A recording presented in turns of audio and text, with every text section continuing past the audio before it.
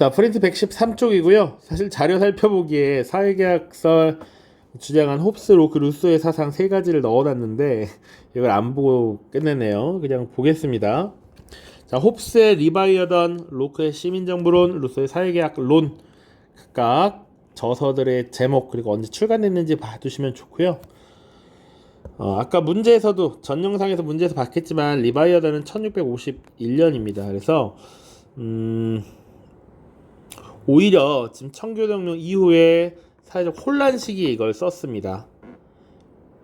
뒤에 시민혁명 또 다루겠지만 청교도혁명이라고 하는 것이 벌어지면서 왕을 지지하는 왕당파와 의회파의 내전이 벌어지게 되고요. 그러다가 결국은 왕정이 사실상 정지되고 찰스 1세라고 하는 국왕이 처형되는 이런 모습이 나타납니다. 자, 그 당시의 혼란상을 보고 홉스가 쓴 책이 바로 리바이어던입니다. 자, 그리고 봐야 될 내용들은 아까 자리에서도 봤겠지만 정치 권력이 존재하지 않으면 자연 상태의 인간은 서로 전쟁 상태에 있다. 그래서 이것을 벗어나기 위해 강력한 정부가 요구된다. 이 경우 지배자에게 무제한의 권력을 줘야 되는데 그것은 시민들의, 인간들의 합의나 계약을 통해서이죠. 왜? 그럼 왜 무제한의 권력을 줘야 되느냐? 그렇지 않으면 사회는 만인에 대한 투쟁인 자연 상태로 돌아가기 때문에, 그렇기 때문에 절대 왕정을 지지하는, 옹호하는 이런 모습들이 나타났다. 자, 로크의 시민정부를 보시면 자연 상태는 살기 불편하기 때문에 사회와 정부를 세우기 위해서 계약을 맺고요. 이런 계약을 왜 맺느냐? 인간은 자연권, 생명, 자유, 소유의 권리를 갖고 있는데 이것을 잘 보장될 수 있도록 정부를 세우는 게 합의하는 겁니다. 근데 이런 권리를 보장하지 않고 방자해진다면 물러나야 하며 혁명으로 타도할 수도 있습니다. 정부가 교체될 수 있다라고 하는 것. 저항권을 주장하는 겁니다. 저항권. 자, 인간은 세 번째입니다. 자연 상태에서 자유롭고 평등하지만 오직 본능에 따르기 때문에 개인의 자유와 재산을 보장할 수 없으므로 사회계약을 맺는다. 인간은 계약을 맺음으로써 자연적 자유 대신 정의와 도덕에 따르는 법적 자유를 얻는다. 계약을 통해서 구성된 국가의 주권은 전체로서 인민에게 있으며 전체 인민이 통치자라야 한다. 주권은 공공의 복리를 지향하는 초개인적 의사인 일반 의지의 작용이다. 어떻게 보면 전체 인민이 통치자여야 한다. 민주주의, 특히 직접민주주의에 언급을 하고 있습니다. 자, 그런데 이 중에서 가장 많이 언급되는 것은 사실은 로크다. 로크의 영향이 굉장히 컸다라고 하는 것. 그리고 홉스 한번 출제됐고요. 자, 3번 계몽사상 보겠습니다. 계몽사상이라고 하는 것이 어떻게 등장하게 되었는가? 근대 과학의 발전, 합리주의 철학의 발전, 사회계약설의 등장, 이런 것들이 계몽사상을 점점 뒤에서 촉진시켰다라고 하는 것이고요. 그럼 계몽사상이 구체적으로 뭐야? 인간의 이성을 굉장히 중시합니다. 그리고 중세 유럽에서 합리적으로 이해가지 않는 이런 미신과 무지를 배격하고요. 불합리한 제도, 낡은 관습을 타파함으로써 사회가 더 앞으로 나아갈 수 있다, 진보할 수 있다라는 믿음, 이것을 계몽사상이라고 하죠. 자, 대표적인 사상가들을 조금 보겠습니다. 처음 볼테르입니다. 볼테르라고 하는 인물은 좀 기억을 해두세요. 많이 언급이 됩니다. 볼테르. 자, 계몽 전제군주를 지지했습니다. 계몽 전제군주란 이런 계몽 사상을 바탕으로 해서 국가를 좀 더 합리적으로 통치하려는 이런 모습들을 말하죠. 그러니까 제도적인 개선, 개혁을 통해서 국가의 비전을 제시할 수 있는 군주를 이야기하는 것입니다. 이들을 지지했고요. 그리고 이 볼테르의 사상을 굉장히 눈여겨보았던 여러 군주들이 이 볼테르와 교류를 하려 하죠. 그러니까 프로이센이라는 국가를 이끌었던 프리드리히 2세라든지 아니면 러시아의 예카테리나 2세 같은 경우가 해당합니다. 이 두 명의 절대군주와 교류를 하는 모습들이 나타난다. 이들은 스스로를 계몽 전제군주라고 자칭을 했습니다. 나는 이제 이 계몽 사상에 의거해서 합리적이고 이성적인 국가 통치를 하겠다라고 주장했던 인물들이죠. 자, 그리고 볼테르가 강조했던 것, 관용이라고 하는 것입니다. 관용, 우리 똘레랑스라고 하는 거, 남에게 조금 허용적인 모습을 보여주는 것, 이런 것들을 중요시 여겼죠. 신앙과 언론의 자유를 강조했습니다. 이런 것들을 계속 부여해야 된다. 이런 무지한 무력에 의한, 강압에 의한 통치, 이런 것들 하면 안 된다라는 것이죠. 자, 그 다음 봐야 될 것은 몽테스키에입니다. 몽테스키에 입법, 사법, 행정의 3권 분립을 주장했다. 자, 요것이 지금 우리나라도 3권 분립이라고 하는 것을 채택하고 있죠. 이 주장, 18세기 이 주장이 어디에 영향을 미친다? 바로 미국 독립에 영향을 미치죠. 그래서 미국의 연방헌법이 채택될 때 이 3권 분립이 도입이 되면서 대통령과 의회 그리고 재판소, 법원 이렇게 구성이 되는 것이죠. 다음 루소입니다. 아까 사회계약서를 봤던 루소, 사회계약에 의한 국가의 성립 그리고 일반 의지에 따르는 국가 운영 주장. 자, 공공의 선과 복리를 위해서 기본입니다. 자유와 평등, 국민주권을 주장했다. 국민주권 이런 것들이 또 프랑스 혁명에 영향을 미치게 되죠.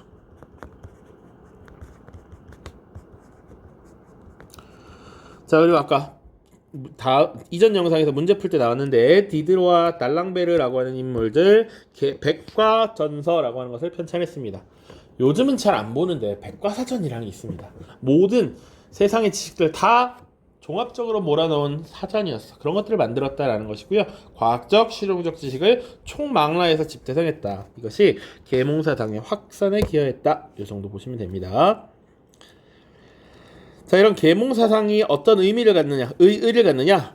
그동안 강력한 왕권을 기반으로 한 절대왕정을 비판하는 이론적 근거가 되었고요. 미국 혁명과 프랑스 혁명에 영향을 미쳤습니다.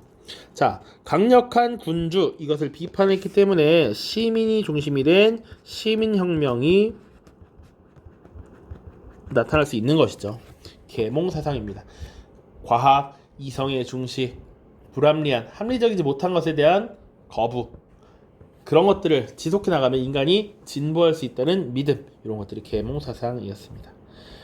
자, 그리고 마지막 17세기와 18세기의 유럽의 문화 보도록 하겠습니다. 학문입니다. 학문. 자유방임주의 경제이론이 등장합니다. 그 전까지는 뭐였는데 16세기 절대왕정 시기에는 중상주의라고 하는 경제정책을 채택했죠. 보호무역을 채택해서 무역을 통해서 차액을 많이 남기는 것이 국부를 상승시키는 것이다. 그런데 이런 중상주의에 대한 비판을 가하게 됩니다. 자, 그러면서 개인의 자유로운 경제활동을 강조하게 되죠. 그 대표적인 인물이 애덤 스미스였습니다. 국부론이라고 하는 저서를 썼고요. 보이지 않는 손이라고 하는 내용을 이야기죠. 보이지 않는 손이 뭡니까? 바로 보이지 않는 손에 의해서 가격이 형성된다. 이것이 고전 경제학의 토대를 마련하는 것이다 라고 했습니다. 자, 그 다음 건축 보시면 17세기와 18세기로 구분을 해서 봅니다. 자, 이거 절대왕정 때 다뤘었는데 17세기에는 바로크 양식이 유행했다. 바로크 양식 하면 웅장하고 화려한 것, 주로 절대왕정의 권위와 이런 것들을, 능력을 과시하는 모습들이 나타났고요. 대표적인 것 건축물 베르사유 궁전, 루이 14세에 의해 만들어졌고 그 안에 특히 거울의 방이라고 하는 것이 굉장히 화려합니다. 밑에 굉장한 넓은 범위에 있었던 이 궁전과 그 안에 거울의 방이라고 하는 것 봐두시면 되겠고요. 18세기는 로코코 양식이 유행합니다. 키워드 섬세하고 우아한, 세련된 이런 것입니다. 바로크 양식, 그러니까 지금 이 웅장하고 화려했던 바로크 양식을 어느 정도 모방을 하지만 그것들을 비판적으로 수용해. 그리고 18세기 계몽사상이 등장하면서 이런 것들 너무 비합리적으로 거대하고 화려하고 큰 거 이런 거 필요 없다라는 것이죠. 다소 소박하고 우아한 이런 모습들이 나타납니다. 바로크 양식의 비판적 수용. 대표적인 사례 상수시 궁전이고요. 프리드리 2세에 의해 만들어졌습니다. 루이 14세 프랑스, 프리드리 2세 프로이센입니다. 프로이센. 자, 하나 더 조금만 더 얘기하자면 이 베르사유 궁전과 관련해서 나중에 이 베르사유 궁전과 관련된 역사적 사실이 조금 몇 개 나옵니다. 자, 이 프로이센이라고 하는 나라가 강국으로 성장하면서 사실상 이 독일 지역의 통일 운동을 벌이게 됩니다. 19세기에 독일 통일, 이 독일의 통일 과정이 뒤에 또 나올 텐데, 주로 이 독일의 통일을 바라지 않았던, 강대국의 출현을 바라지 않았던 유럽 대륙의 최강자가 프랑스였어. 그러니까 프랑스와 프로이센이 전쟁을 벌이게 됩니다. 이 전쟁에서 누가 승리하냐면 프로이센이 승리를 하게 되고요. 그래서 1870년, 71년 이렇게 전쟁을 치르고 통일된 독일의 황제 즉위식을 바로 이 베르사유 궁전에서 한다. 지금 남의 땅에서, 남의 궁전에서 그런 굴욕을 주게 된 것이죠. 또 언제 등장하느냐? 20세기 초에 1차 대전 때 독일이 패전국이 되죠. 프랑스는 승전국이 됩니다. 이때 이 1차 대전의 결과를 마무리 짓는 조약의 체결이 이 베르사유 궁전에서 치러지죠. 독일의 공식적인 항복이 이 프랑스에서 이루어진다라는 겁니다. 그래서 당시의 조약의 이름을 베르사유 조약, 그 이후에 국제 질서를 베르사유 체제라고 하죠. 그 정도 받으시면 되겠습니다. 자, 음악 바흐와 핸델, 모차르트와 베토벤 등 고전 음악이 발달했다. 당연히 보면 요게 17세기고요. 요게 18세기겠죠. 그리고 오페라라고 하는 장르가 등장합니다. 문학 보시면 18세기 초 황금기를 맞이했고요. 디포가 쓴 로빈슨 크루소, 스위프트가 쓴 걸리버 여행기, 18세기 초반에 영국에서 이런 문학 작품들이 많이 발달했다. 그 정도만 보시면 되겠습니다. 다 한 번쯤 이름을 들어본 것이라고 보였습니다. 자, 문제 풀고 마무리할 텐데요. 오른쪽에 아까 봤던 자료는 이 세 가지 자료 중에서 본인이 가장 마음에 드는 것을 하나 고르고 그 이유를 본인의 직접 이 사회 생활을 하면서 느끼는 사례를 들어서 작성을 하는 겁니다. 자, 115페이지로 넘어가서 문제를 풀어보도록 하죠. 자, 2017년 9월 모의평가 10번 문항입니다.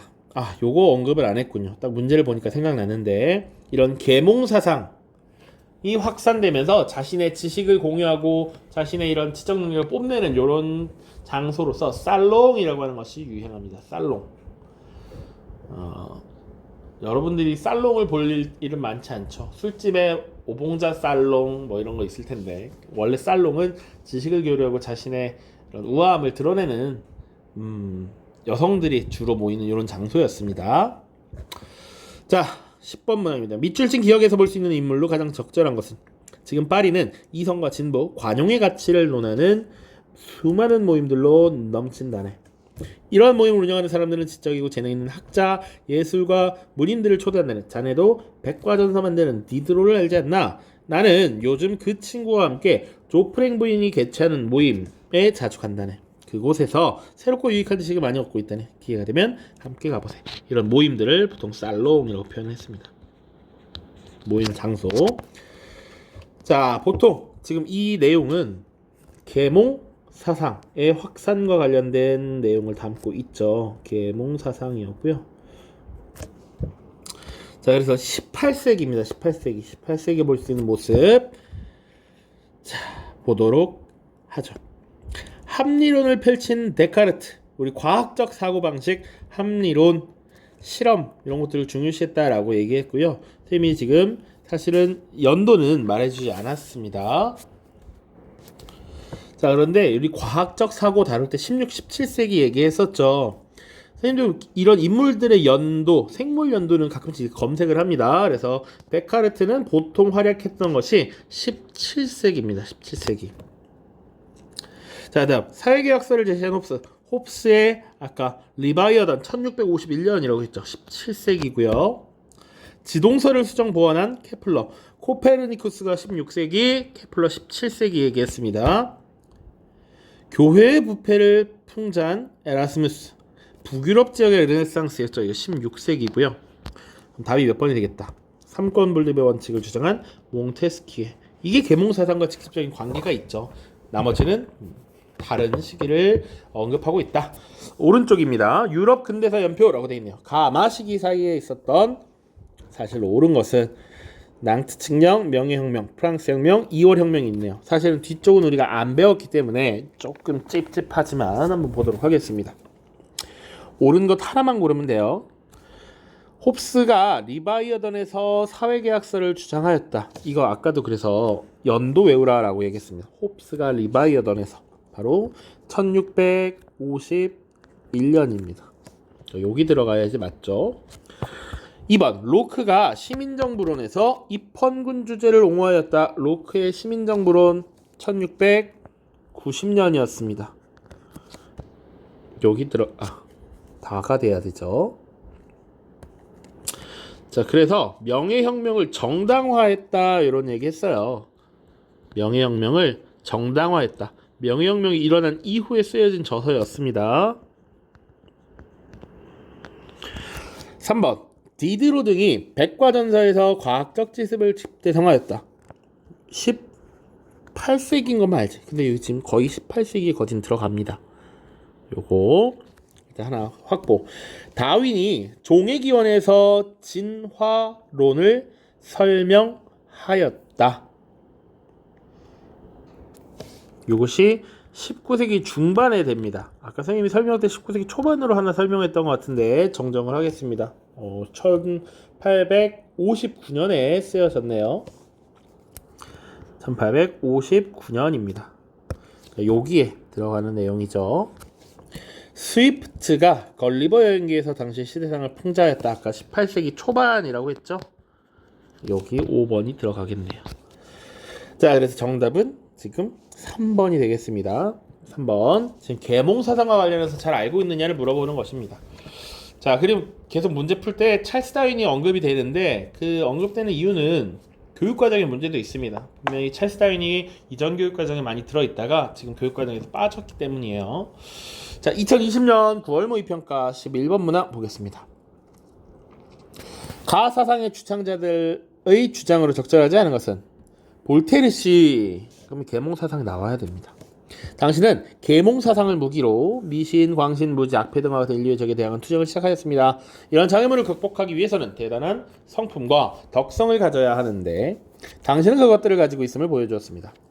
프랑스에서 계몽사상을 주창한 베일, 퐁트넬, 볼테르 등은 막학다식, 철학, 필력 등으로 이성의 무기를 갖추면서 진실을 위해 투쟁하였고요. 이성과 관용, 인간성 등을 투쟁구로 채택했습니다. 계몽사상에 대해 잘 알고 있는가? 라고 지금 묻고 있는 거죠. 적절하지 않은 것은입니다. 적절하지 않은 것은 1번 왕의 권한은 신이 부여한 것이다. 이거 당연히 아니죠. 신이라는 존재를 부정할 수 있습니다. 신 증명해봐 라고 할 수도 있습니다.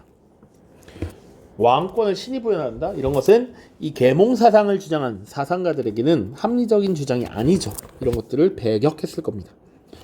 입법 행정, 사법권은 분리되어야 한다. 3권 분립 바로 몽테스키에입니다. 몽테스키에. 국가는 사회 구성원의 계약에 의해 성립된다. 사회 계약설 맞죠? 론을 썼던 루소라고 보면 되겠죠. 지식의 집대성과 전파는 사회 진보에 기여한다. 그래서 뭘 편찬했다? 백과전서라고 하는 것을 편찬했죠. 디드로와 날랑베르입니다. 주권은 일반 의지의 행사이므로 결코 양도될 수 없다. 루소입니다. 그러니까 루소는 일반 의지의 행사이기 때문에 주권은 위임됐지만 이것을 아예 양도된 것은 아니다. 그 루소는 직접민주주의에 관련된 언급을 했습니다. 전체가 주권자라야 한다 이런 얘기를 했었죠. 자, 그래서 18세기 계몽사상 관련해서 마무리를 짓겠고요. 뒤에 나의 수업 돌아보기에 조금씩 바뀔 거라고 얘기했습니다. 그래서 왼쪽은 절대왕정의 발전 핵심 개념과 내용을 정리하라라고 했고요. 오른쪽은 과학혁명을 주제로 한 유튜브 영상 기획안 제작하기입니다. 썸네일을 그리고요. 그리고 영상 제목 간단한 설명 관련한 해시태그 이렇게 만들어 보시면 됩니다. 과학혁명이 우리 삶에 미친 영향이 막대하기 때문에 일부러 이 과학혁명을 주제로 선정을 했습니다. 한번 잘 아이디어를 내보시고요. 이런 것들이 여러분들의 능력치를 볼 수 있는 좋은 근거가 될 수 있습니다. 잘 활용하시고요. 포트폴리오 검사는 여기까지가 아니죠. 절대왕정까지 일단 포트폴리오 검사를 할 거고요. 2회 포트폴리오 검사 때 이 부분이 들어가니까 잘 하시기를 바랍니다. 모두 고생 많았습니다. 안녕.